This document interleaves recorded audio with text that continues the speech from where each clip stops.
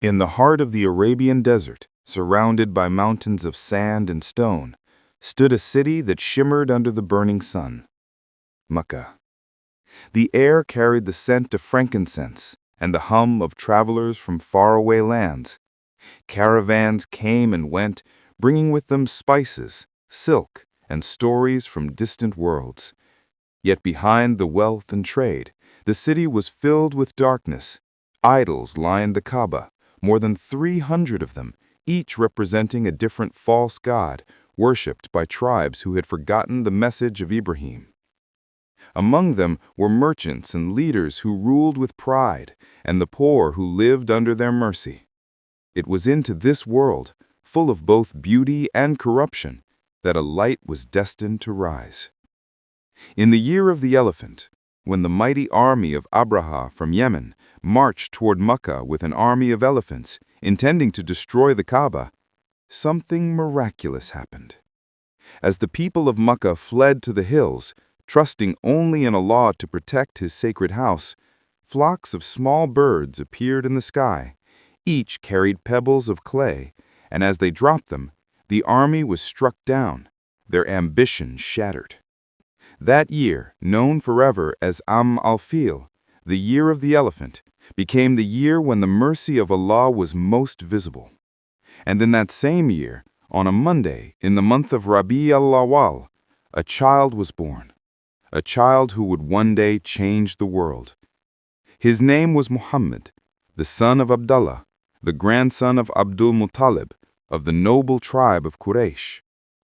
His father, Abdullah, had passed away before his birth, leaving behind not wealth, but a legacy of purity and honor. His mother, Aminah, held him close, her heart trembling with both love and mystery. She had seen dreams before his birth, dreams of light shining from her womb that reached the palaces of Syria. The scholars of her tribe whispered that this child was destined for greatness. On the day he was born, stories spread that the fire in the temple of Persia, which had been burning for 1,000 years, suddenly went out, and the lakes that had been dry for centuries overflowed with water. The world, it seemed, was awakening for his arrival. When his grandfather Abdul Muttalib heard the news, he rushed to hold the newborn. He carried him into the sacred precinct of the Kaaba, raising his hands in gratitude, saying, "Praise be to Allah who has given me this blessed child." He named him Muhammad, the praised one, a name almost unheard of among the Arabs of that time. He sensed something divine in the boy's eyes, something calm and deep that words could not explain. The boy's early days were tender, yet marked by trials. As was the custom among the noble families of Quraysh, the infant was given to a foster mother from the desert to grow strong and healthy. The woman who took him was Halima bint Abi Duaib, from the tribe of Banu Sa'd. She and her husband were poor and struggling, their animals weak, and their lives heavy with hardship. When she first came to Makkah, she found no child to take, for every family preferred wealthier households. But when she saw the orphan Muhammad, her heart softened. Perhaps this child will bring us blessing, she thought, and so she took him. The moment she did, the miracles began.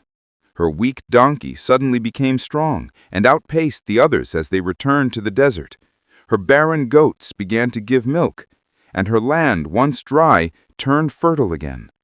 Halima and her husband knew that this child was no ordinary boy. In their tent, he grew quickly, smiling often, never crying without reason, and always calm and observant. He played with other children in the sand, yet there was something about his presence that drew peace into every heart. When he was about 4 years old, an event occurred that would stay in Halima's heart forever.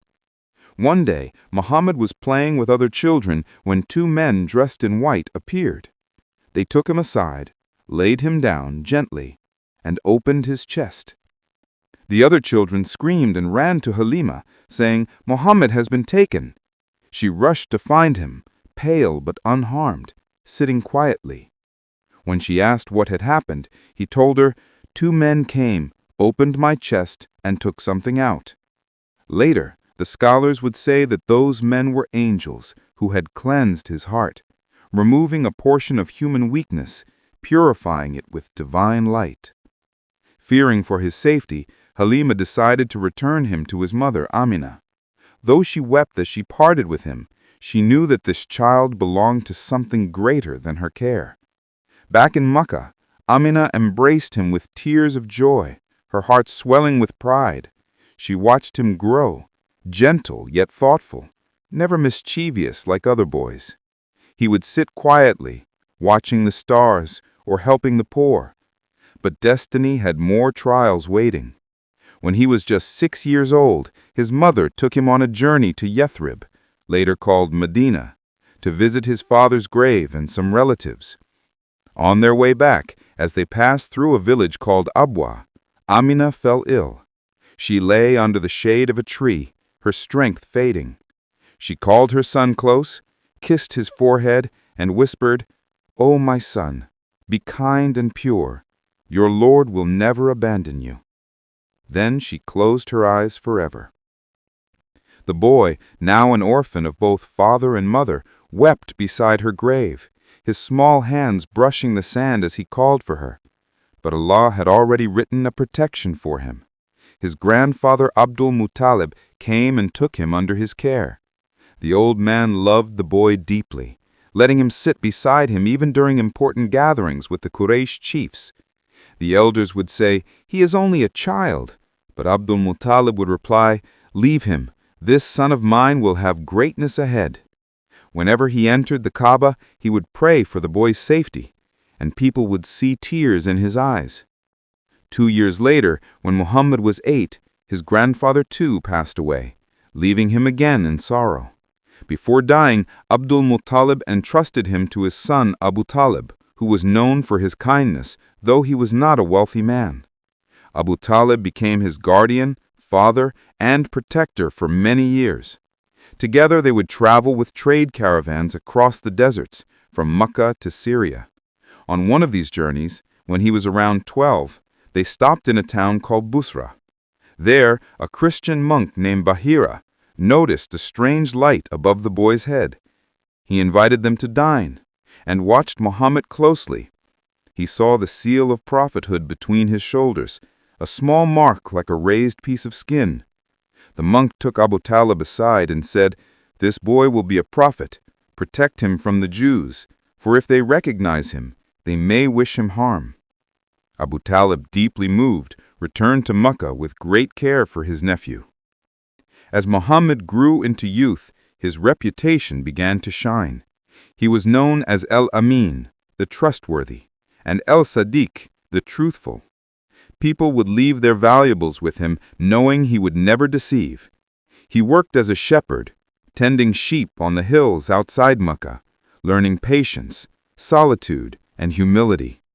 The stars above him whispered of destiny, and his heart remained pure in a city filled with idols and injustice. While other young men indulged in the pleasures of life, he stayed away from sin. He avoided idol worship, gambling, and the drunken gatherings that filled the nights of Quraysh.